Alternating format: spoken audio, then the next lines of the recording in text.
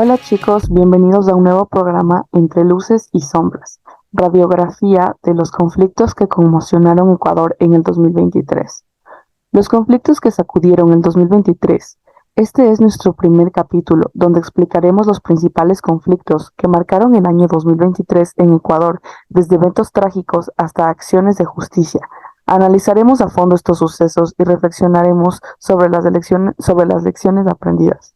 Nuestro equipo está conformado por Keila Guazumba, María Emilia Jacome, Josué Erazo y mi persona, Gabriela Suárez. Como primer punto, el trágico caso de femicidio de María Belén Bernal.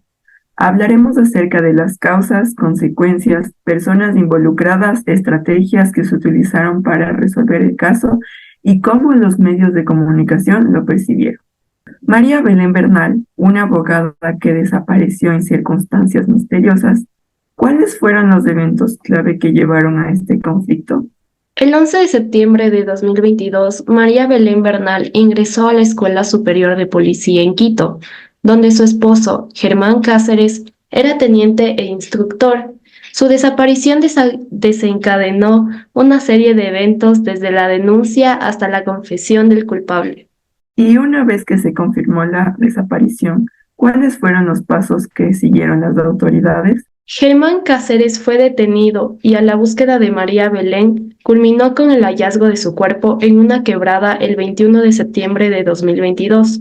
La autopsia reveló que fue estrangulada y asfixiada. Tuvo consecuencias tanto judiciales como sociales. ¿Cómo respondió el sistema judicial y la sociedad? Germán Cáceres fue condenado a 34 años y 8 meses de prisión. Sin embargo, las consecuencias se extendieron más allá de la sentencia. La policía se comprometió a cambiar su modelo educativo y rearmar la malla curricular con enfoques de género y derechos humanos. ¿Y hubo alguna reacción por parte de la familia de María Belén o de la sociedad en general? La familia solicitó cambios, desde el nombre de la escuela policial hasta reparaciones integrales. Sin embargo, las respuestas judiciales y gubernamentales no siempre fueron satisfactorias. Además del protagonista principal del crimen, que fue Germán Cáceres, ¿quiénes más estuvieron involucrados en este conflicto? Otros policías fueron destituidos y un informe señaló la responsabilidad de diversas autoridades, desde la presidencia hasta la Secretaría de Derechos Humanos. ¿Hubo alguna reacción significativa por parte de la sociedad? Las declaraciones del ministro del Interior generaron repudio, llevando al presidente Guillermo Lasso a pedir su renuncia. Las calles y las redes sociales fueron testigos de la indignación de la población. Y frente a este conflicto, ¿se implementaron estrategias para resolver o mitigar la situación? Desde la intervención de Elizabeth Otavalo en la Asamblea Nacional hasta la creación de una comisión especializada, se buscó un enfoque integral para abordar las deficiencias institucionales y prevenir futuros casos similares. La cobertura mediática fue crucial en este caso. ¿Cómo se informó y percibió el conflicto en los medios de comunicación? La desaparición de María Belén captó la atención global. Sin embargo, se cuestionó la precisión de ciertos medios y la necesidad de una cobertura más rigurosa y ética. Por último, ¿cómo afectaron estos conflictos a diferentes grupos sociales en Ecuador? Grupos feministas y defensores de derechos humanos se movilizaron, exigiendo justicia y desatando la urgencia de abordar la violencia de género. La madre de María Belén se convirtió en un símbolo de lucha contra el femicidio. Continuando los temas tratados en nuestro podcast sobre conflictos que marcaron al Ecuador en 2023, comencemos analizando la muerte cruzada declarada por el presidente. En términos políticos, ¿cómo influyó esta medida? Ok, la muerte cruzada se presenta como una respuesta a un conflicto político, aparentemente insoluble, entre el Ejecutivo y el Legislativo. Esto en Ecuador. Creó un desbalance de poder y otorgó al presidente la capacidad de tomar decisiones sin el contrapeso de la Asamblea. Y en cuanto a las causas económicas, La decisión se tomó en parte debido al riesgo de no poder pagar deudas y abonos, además de la necesidad de tomar medidas rápidas para enfrentar problemas económicos y financieros. ¿Y cómo afectó social y culturalmente? Bueno, la muerte cruzada busca abordar la debilidad política, restaurar la confianza en las instituciones gubernamentales y resolver la crisis política e institucional del país. Factores sociales y culturales relacionados con la estabilidad y legitimidad del gobierno influyeron en esta decisión. Pasemos ahora a las consecuencias de estos conflictos. ¿Qué ocurrió después de la implementación de la muerte cruzada? Hubo disturbios, inseguridad y tensiones en varias áreas del país. Aunque no se registraron pérdidas en infraestructura o pérdidas humanas, sí hubo desplazamientos de personas debido a la inestabilidad política, económica y social. Identifiquemos a los actores clave en estos conflictos.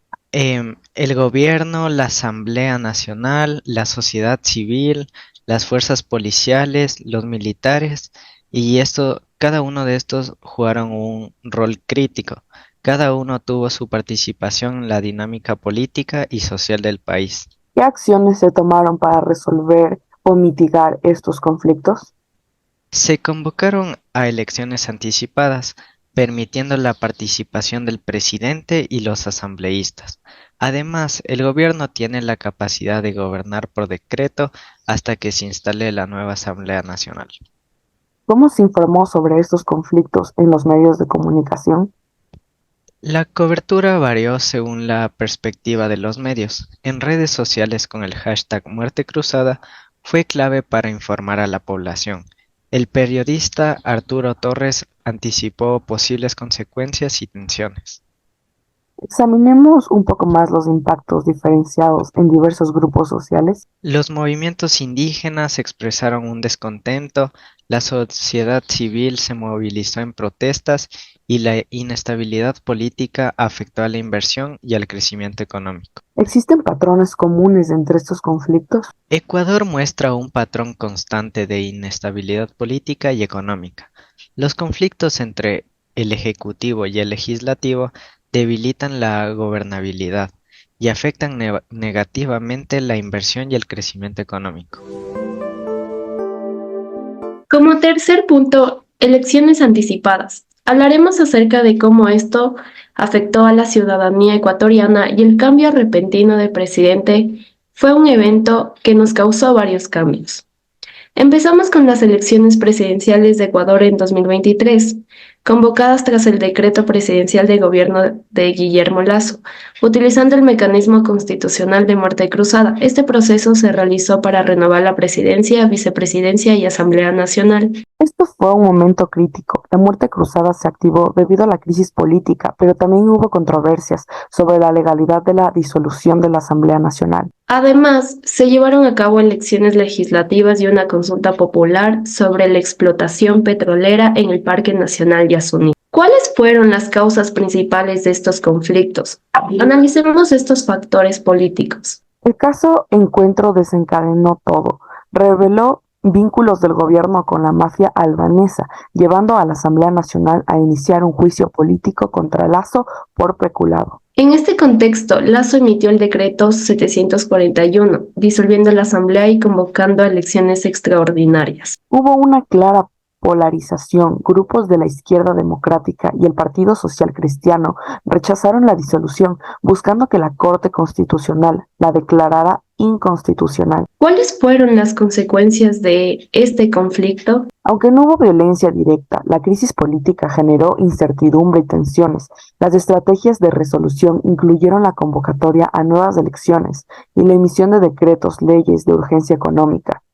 Lasso argumentó que la disolución de la Asamblea respondía a una grave crisis política y conmoción interna. ¿Cómo se percibieron y se informaron estos conflictos en los medios de comunicación durante el 2023? Los medios fueron fundamentales. La presidenta del Consejo Nacional Electoral anunció los detalles de las elecciones en ruedas de prensa, mientras que la cobertura del caso Encuentro fue intensa.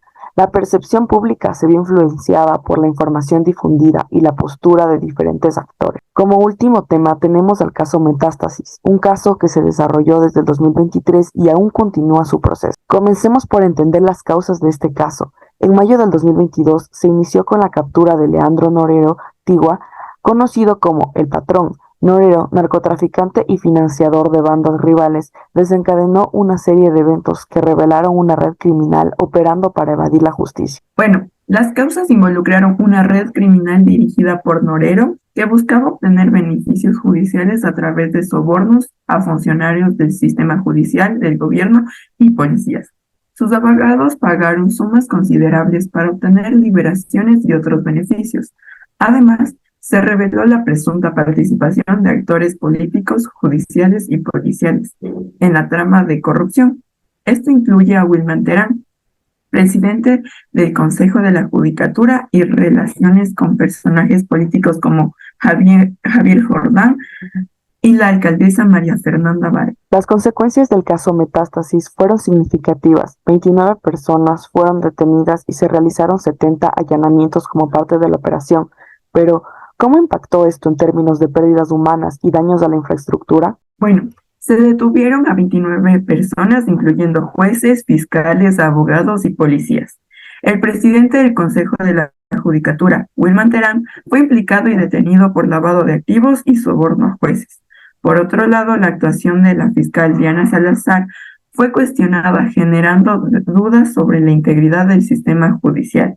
Se identificaron 9 jueces coimeros, 3 fiscales, 6 abogados, 8 policías y 3 funcionarios del sistema de salud involucrados en la red de corrupción. Ahora, hablemos de los actores involucrados desde el patrón, Leandro Norero, hasta el fiscal Diana Salazar, pasando por políticos, jueces y periodistas. Muchos estuvieron en el centro de este conflicto. Norero, como narcotraficante, fue el epicentro, pero también destacaron figuras como Diana Salazar, Wilman Terán, Javier Jordán, la alcaldesa María Fernanda Vargas y otros actores políticos y judiciales. ¿Cómo se abordó este conflicto? Analicemos las estrategias utilizadas para resolver o mitigar la situación. Bueno, la fiscal Diana Salazar realizó un mega operativo con 75 allanamientos, deteniendo a 31 personas. La exposición mediática de la fiscal Salazar, revelando chats y evidencias, jugó un papel crucial. También se plantearon órdenes de captura contra 38 personas y se emitieron medidas como el intento de juicio político contra la fiscal Salazar. Sin embargo, este caso también puso en tela de juicio la integridad del sistema judicial. ¿Cómo se informó y percibió este conflicto en los medios de comunicación durante el 2023? El caso Metástasis tuvo un eco en medios nacionales e internacionales, desde The New York Times hasta informes locales. La delincuencia organizada y la corrupción infiltrada en instituciones públicas fueron temas centrales, y la exposición mediática también generó cuestionamientos sobre la actuación de la fiscal Salazar y la rapidez con la que se desarrolló el caso. Examinemos cómo afectaron estos conflictos a diferentes grupos sociales en Ecuador. Bueno, el aumento de la violencia vinculada al crimen organizado afectó a toda la sociedad, pero las masacres carcelarias y las fugas pusieron en peligro a la población carcelaria y al personal de seguridad. Además, la detención de altos funcionarios generó dudas sobre la integridad y transparencia del sistema judicial, afectando la confianza pública. Y así concluimos nuestro análisis de los conflictos en Ecuador durante el año 2023. Agradecemos a nuestros expertos por compartir sus perspectivas. Hasta la próxima.